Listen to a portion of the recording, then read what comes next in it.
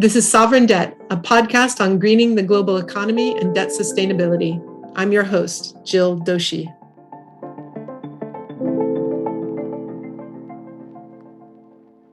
Hello, everyone, and belated Happy New Year.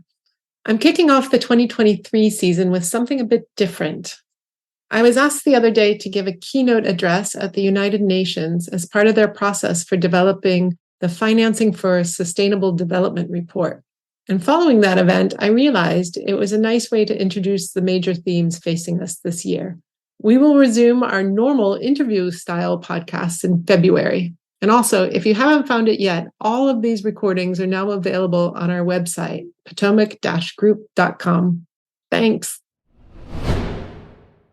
So, Your Excellencies, ladies and gentlemen, I would like to thank all of you, and especially our hosts and our sponsors, for the invitation to give this address. It's an honor to be here, and I observe all protocols. Many of you may not know me, but I have been an independent financial advisor to sovereign governments of emerging and frontier markets for over 25 years.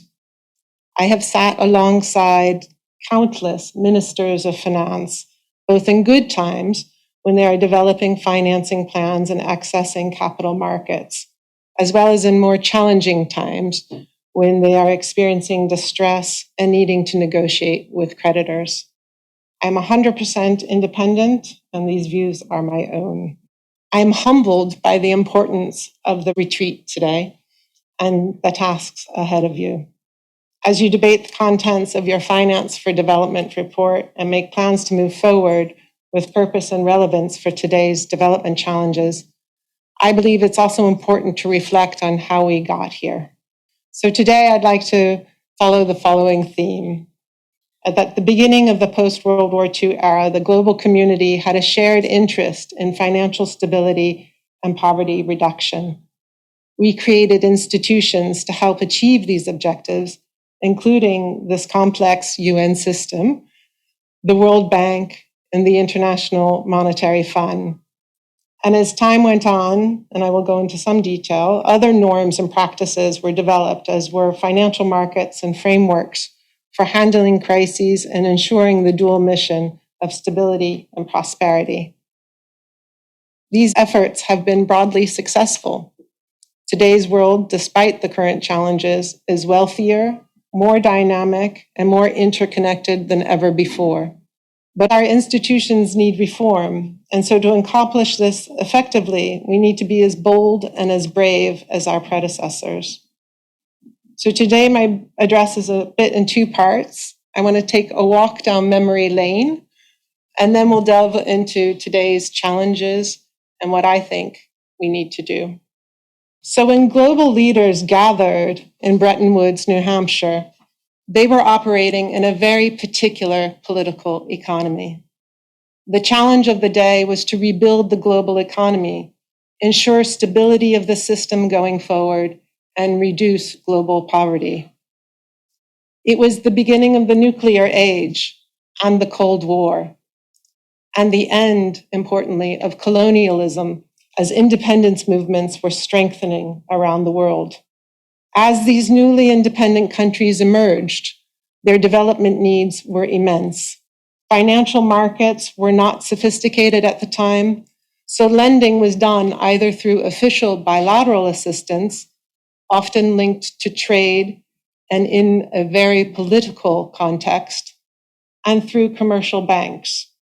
In this way, the official bilateral and commercial lending were usually closely aligned.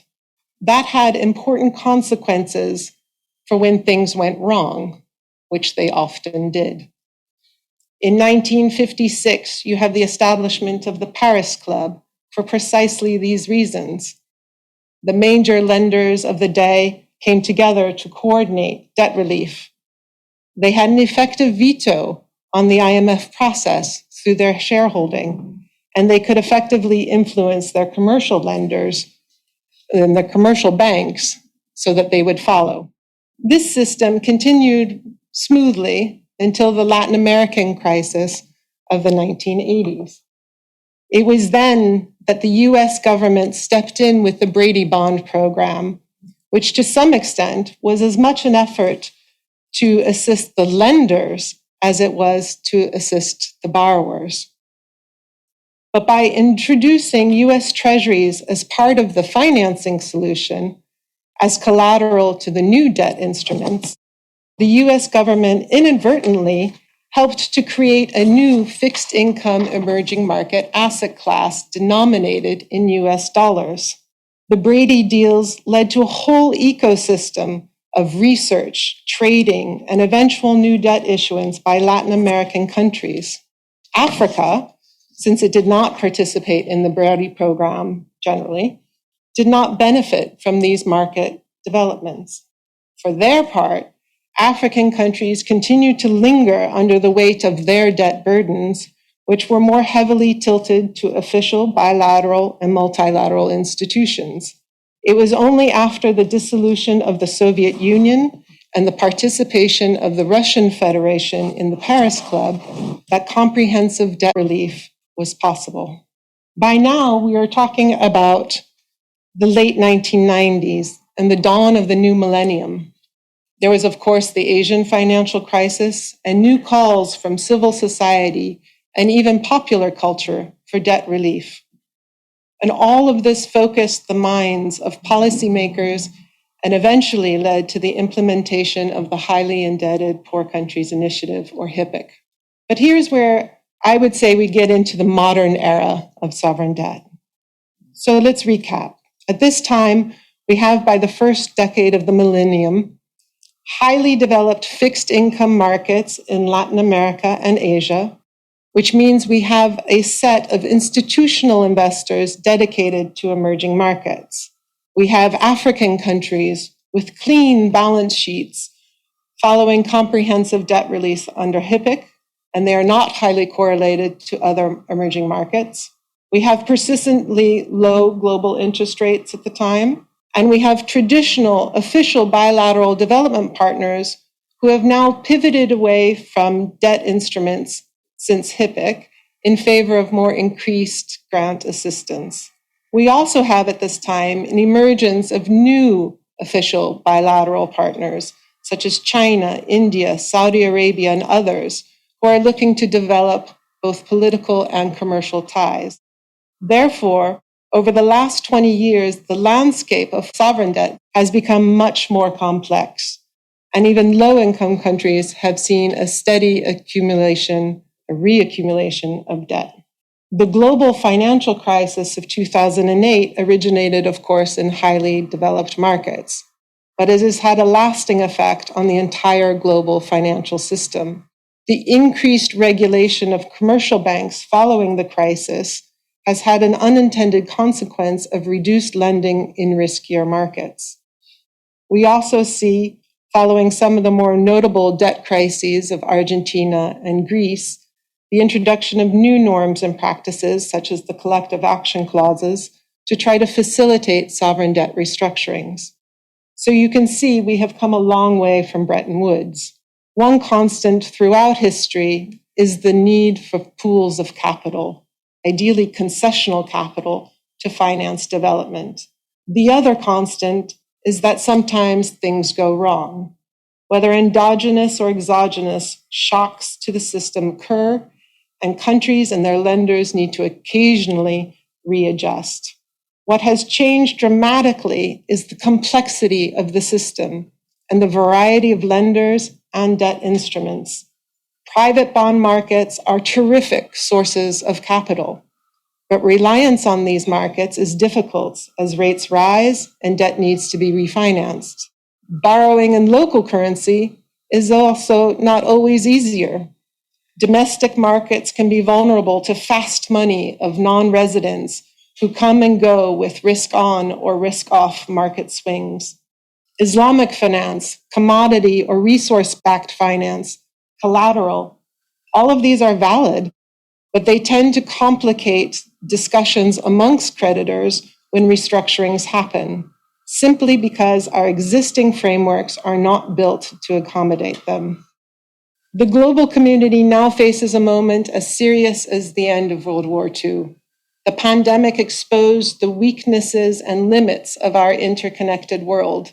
Even our development paradigm is being questioned as the effects of climate change and biodiversity loss are increasingly felt. How do we support development while also striving for global transition away from fossil fuels? Who will bear the cost of adaptation to climate change? How can countries increase resilience to climate events, pandemics, and other shocks? What does industrial policy look like in the 21st century? How can we use the sophistication of our capital markets to benefit development? And what role do the Bretton Woods institutions play in this new era? These are all questions that we need to ask ourselves as together we rethink the system to continue supporting the persistent goals of financial stability and poverty reduction. Which brings me to the second part of my speech, which is looking forward. Today, many middle and low-income countries have lost market access due to the rising rates in developed markets. And it is true that this month a record $40 billion was raised by some of the stronger emerging markets, such as Mexico, Turkey, and others, who took advantage of some slight improvements in the early weeks of the year. But I think it's safe to say that they are the exception. Refinancing existing debt in current conditions remains extremely challenging, and many countries will experience increased debt distress, particularly as debt service that was delayed during the pandemic now starts to fall due. The mechanisms and internationally accepted frameworks for sovereign debt restructuring that were used in previous debt crises are no longer effective. We have seen delayed debt restructuring negotiations in the three common framework cases of Chad, Zambia, and Ethiopia. We see delays in providing relief to Sri Lanka. Ghana is just beginning to talk to its creditors, and others will surely follow. And remember, in those old days, a sovereign would experience debt distress, call in the IMF, go to the Paris Club, and things would unfold fairly efficiently. How and why doesn't it work that way now? The IMF, since it is funded through taxpayer money, has to ensure that its capital will be repaid. So before it lends money, it needs to have assurances that funds will not be used just to pay back other creditors. In the old days, it was easy to give the financing assurances. It was a phone call to the Paris Club. Everyone knew that it was within the club, even the commercial lending. But in today's world, there is no phone call that can be made. No one creditor group can assure that everyone else will participate. The heterogeneous creditor landscape means that we end in stalemate. The IMF does not get its assurances, and the system currently fails. Vulnerable countries are well aware of these risks. They delay going to the IMF and try to find other ways to circumvent the system. And post-pandemic, they are coming together now in new political platforms, such as the V20 and the Bridgetown Initiative, to advocate for comprehensive reform of the international financial architecture, and in particular for reform of the multilateral development banks. Many of these initiatives touch upon debt distress and vulnerability to climate change, as well as the broad issues of climate justice. Policymakers, bankers, investors, borrowers, and lenders, we all recognize that reform of the system is needed. Here are some brief ideas. First, the IMF. We first need to find a way to bring back some level of automaticity to the process, some early comfort to the IMF so that it can continue to lend and fulfill its mandate of ensuring stability. In a recent article in the Financial Times, I outlined 4 reforms.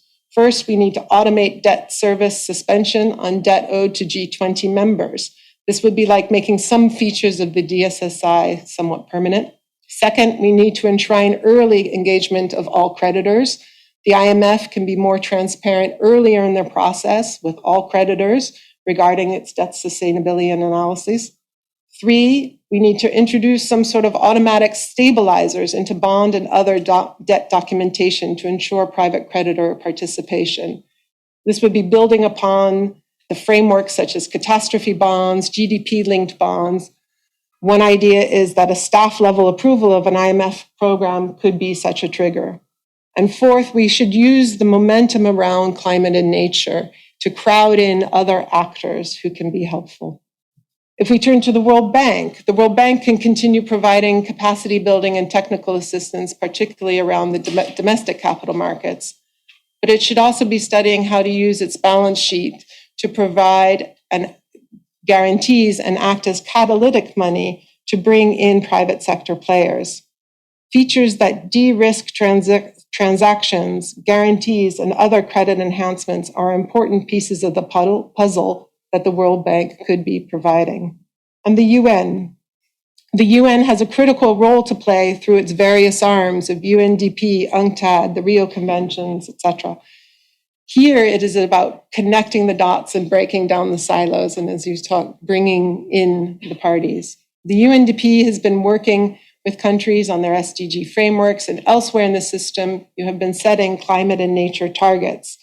These can be used for performance-linked instruments, and the UN can play a key role ensuring that targets are both credible and ambitious, and the UN can help in the monitoring of that performance going forward. In summary, we can look to the past to find inspiration, how to use public money as collateral, guarantees, or other credit enhancements. We can structure public support in such a way that brings in private creditors and investors, pension funds, and others. Just as with the Brady Bond program, instruments can be designed to solve current problems and be catalytic to future market innovation. Debt for nature swaps, debt for health, debt for development. We can use performance-linked instruments to ensure outcomes. We can also build in sophisticated hedging instruments so that the currency risk is reduced. And we can support the development of carbon markets and natural capital accounting, which can lead to other cash flows for vulnerable sovereigns who are stewards of global public goods. It is all possible. We just need to challenge ourselves and others to think boldly and bravely for today's extraordinary global moment. Thank you. Thanks for listening. If you enjoyed the episode, leave us a review and subscribe to the show wherever you get your podcasts.